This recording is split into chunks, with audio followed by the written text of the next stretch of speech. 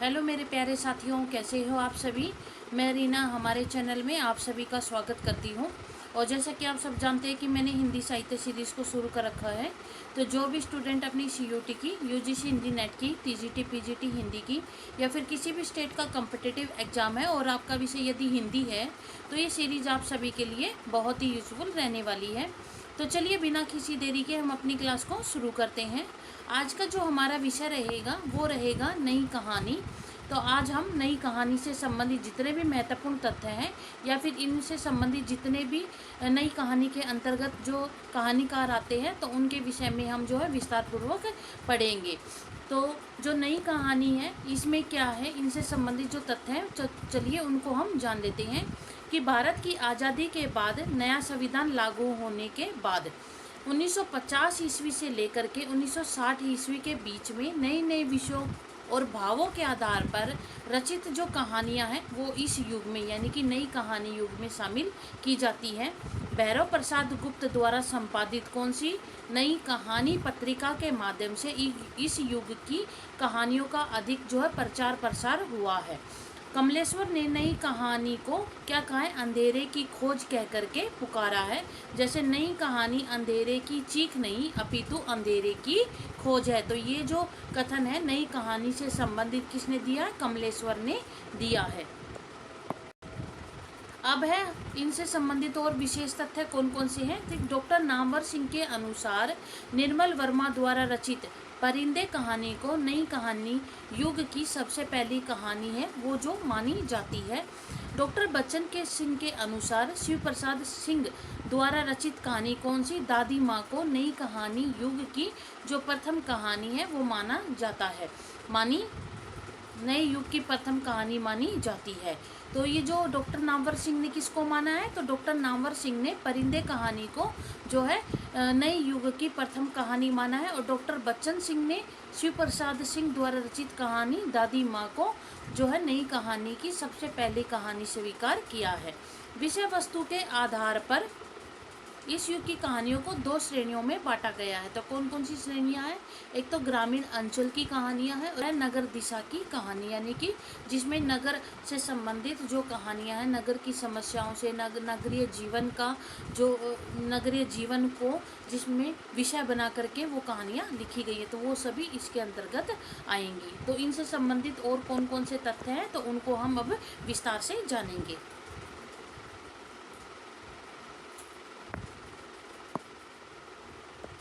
अब हम जो है प्रथम श्रेणी की जो हमारी कहानी है कौन सी है, ग्रामीण अंचल की कहानी। तो इनके विषय में हम जान लेते हैं कि नई कहानी युग की जिन कहानियों में ग्रामीण पृष्ठभूमि का चित्रण किया गया है, ग्रामीण समस्याओं को अधिक जो है प्रस्तुत किया गया है, दर्शाया गया है, वो सभी कहानियाँ किसके अंतर्गत आएगी, तो वो सभी कहानियाँ ग्रामीण अंचल के अंतर्गत आएगी।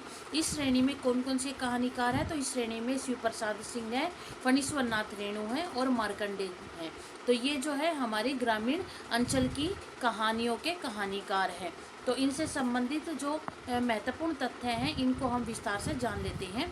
शिव प्रसाद सिंह, तो शिव प्रसाद सिंह ने कौन कौन सी कहानियाँ लिखी हैं, आर पार की माला 1955, करमनासा की हार 1958, इन्हें भी इंतजार है 1961 ईस्वी, मुर्दासराय 1966 ईस्वी, अंधेरा हंसता है 1975 ईस्वी और भेड़िया 1977 ईस्वी। तो ये जो है शिव प्रसाद सिंह की प्रमुख कहानियाँ हैं। इनकी जो कहानियाँ हैं उसमें किन की समस्याओं को, जो ग्रामीण जीवन की जो समस्याएं हैं उनको चित्रित किया गया, उनको दर्शाया गया है, उनको जो है उनको केंद्र में रख करके इन कहानियों को लिखा गया है। डॉक्टर बच्चन सिंह ने उनकी जो दादी माँ कहानी है उसको क्या कहा है, नए युग की नई कहानी युग की प्रथम कहानी है वो जो स्वीकार किया गया है। अगले जो हमारे कहानीकार आएंगे वो कौन से हैं, तो वो है फणीश्वर नाथ रेणु। तो इनके द्वारा कौन कौन सी कहानियाँ लिखी गई हैं तो उनको हम देख लेते हैं। लाल पान की बेगम 1956 ईस्वी, तीसरी कसम उर्फ मारे गए गुलफाम ठुमरी 1958, आदिम रात्रि की महक 1967, अग्निखोर 1973, एक श्रावण दोपहर की धूप 1984, अच्छे आदमी 1986। तो ये जो है हमें इनकी प्रमुख कहानियाँ जो है वो प्राप्त होती हैं। तो इनसे संबंधित कौन कौन से महत्वपूर्ण तथ्य हैं तो उनको हम जान लेते हैं कि जो फणीश्वर नाथ रेणु की पहली कहानी कौन सी है, बट बाबा 1907, वो जो है 27 अगस्त 1944 ईस्वी में विश्वामित्र में छपी थी, और भित्ति चित्र की मयूरी 1972 ईस्वी में छपी थी, जो इनकी आखिरी कहानी मानी जाती है। तीसरी जो कसम कहानी है, ये फणीश्वर नाथ रेणु की सबसे प्रसिद्ध कहानी मानी जाती है। इनका जो अन्य नाम था वो क्या था, मारे गए गुलफाम, ये इस कहानी का अन्य नाम है। हीरामन और हीराबाई की प्रेम कहानी बिहार के ग्रामीण अंचलों फारफिसगंज, चंपानगर, गरहिया आदि को बहुत स्वाभाविक और खूबसूरती के साथ लेकर के चलती है। यानी कि इस कहानी में इन सब का जो है वर्णन बहुत ही अच्छे तरीके से किया गया है। नायिका कौन है इस कहानी की, हीराबाई है। उसके रूप रसगंध का जितना मोहक और प्रभावशाली चित्रण तीसरी कसम में फणीश्वर नाथ रेणु जी ने किया है, वह संपूर्ण कहानी साहित्य में और कहीं हमें प्राप्त नहीं होता है। लाल पान की बेगम फणीश्वर नाथ रेणु की अन्य महत्वपूर्ण कहानी मानी जाती है। इस कहानी की नायिका कौन है, तो इस कहानी की जो नायिका है वो कौन है, बिरजू की माँ, जो गांव भर में लाल पान की बेगम के रूप में जानी जाती है। कहानी में बिरजू की जो माँ है वो नाच देखने की प्रबल इच्छा और इच्छा पूर्ति के बीच में आने वाली जो बाधाएं हैं, उन सब का वर्णन इस कहानी के अंतर्गत किया गया है। कहानी में बिरजू की मां के माध्यम से पूर्णिया अंचल के निवासियों की दिनचर्या, दरिद्रता, दैन्यता तथा आशा निराशा के बीच में गहन मानवीय रागात्मकता और आनंद उल्लास की जो अनेक रमणताएं हैं, उनका जो है मर्म स्पर्श यानी कि दिल को छूने वाले जो दृश्य हैं, घटनाएं हैं, उन सब का जो चित्रण है इसके अंतर्गत किया गया है।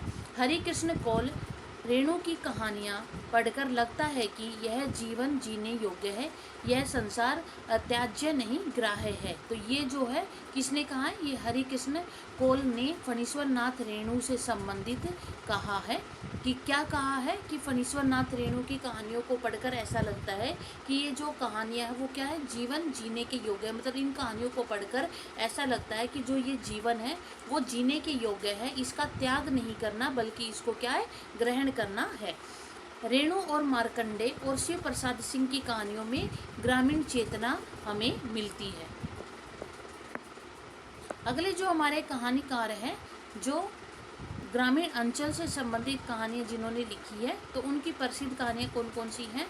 पान फूल 1954, पत्थर और परछाइयाँ 1956, महुए का पेड़ 1957, हंसा जाई अकेला 1957, भूदान 1958, माही 1962, बीच के लोग 1975। तो ये जो है मार्कंडेय जी की प्रमुख कहानियाँ हैं और इनसे संबंधित जो महत्वपूर्ण तथ्य हैं तो उसको हम जान लेते हैं कि मार्कंडेय जी की कहानियों में ग्राम पंचायत में होने वाली दलबंदी, जिसको हम क्या कहते हैं, गुटबंदी कहते हैं, उनका जो अधिक चित्रण है इसमें किया गया है।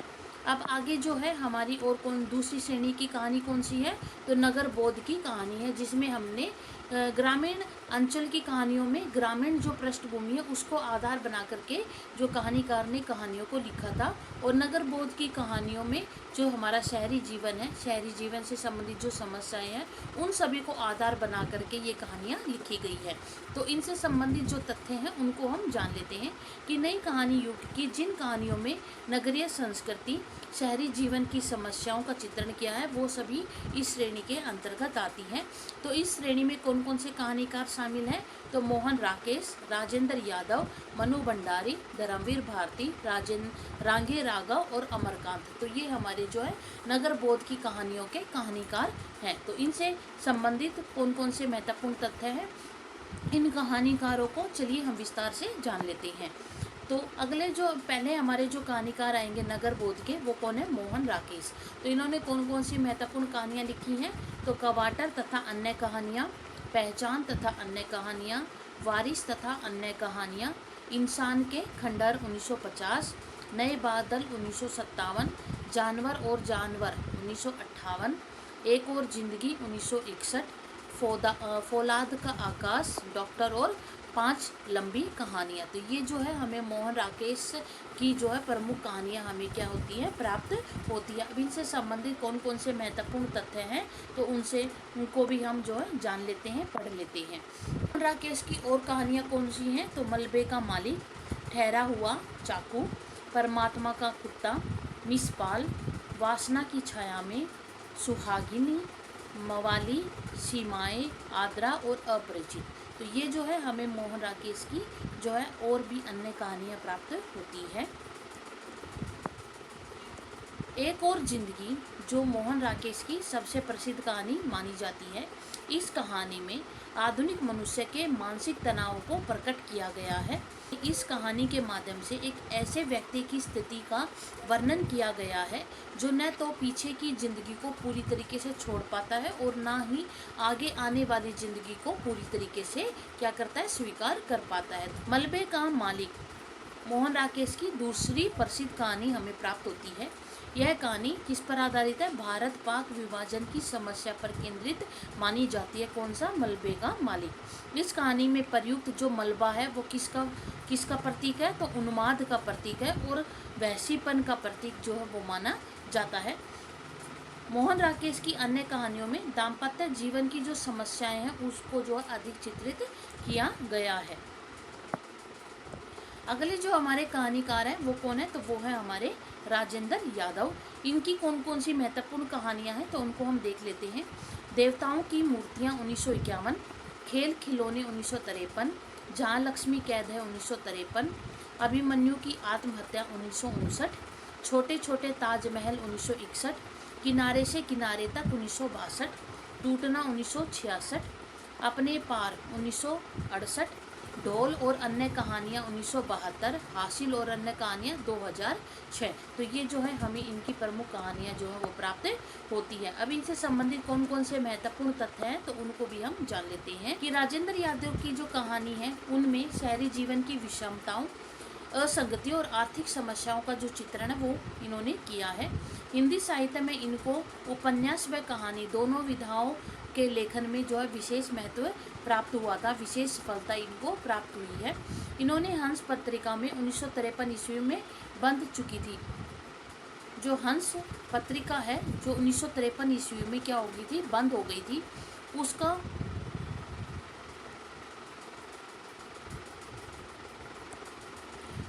अगला जो महत्वपूर्ण तथ्य है वो कौन सा है कि 1953 ईस्वी में क्या हुआ था, जो हमारी हंस पत्रिका थी वो क्या हो गई थी, बंद हो गई थी। तो इन्होंने 1986 ईस्वी में पुनः उसका जो संपादन कार्य है वो क्या शुरू किया था और मृत्यु उपरांत 1913 ईस्वी में इनकी जो पत्रिका थी उसके क्या थे, संपादक रहे थे। अब हम आगे देख लेते हैं अगले हमारे जो कहानीकार है वो कौन है तो अगले हमारे कहानीकार कौन है, मनु भंडारी है।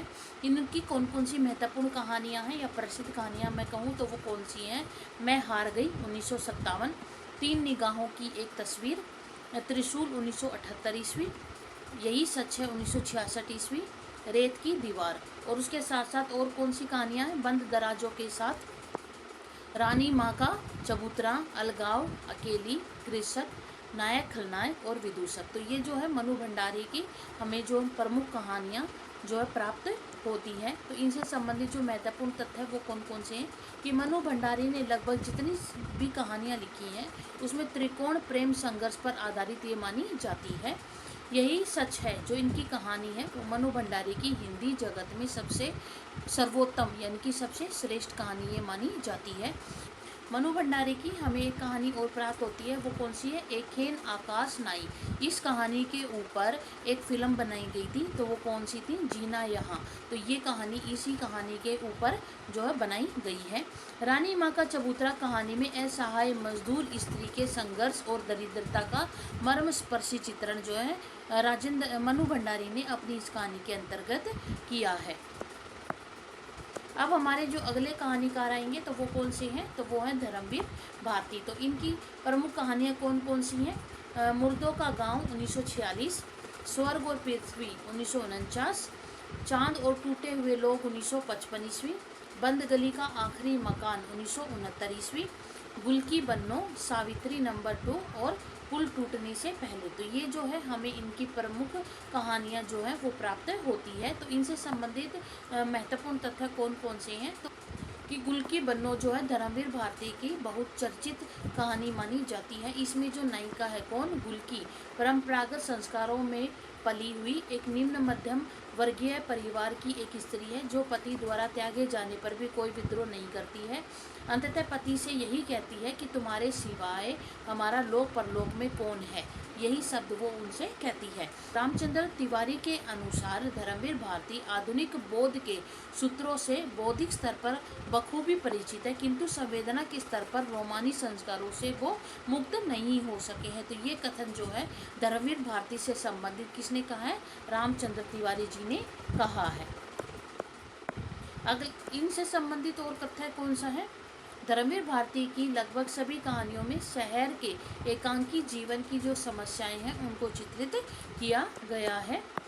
अगले जो हमारे कहानीकार आएंगे तो वो कौन है, तो वो है रांगे राघव। तो इनकी प्रमुख कहानी कौन सी में प्राप्त होती है, गदल कहानी ये प्राप्त होती है। इस कहानी में रांगे राघव ने राजस्थानी परिवेश के आधार पर निर्गुण प्रेम का जो चित्रण है वो किया है।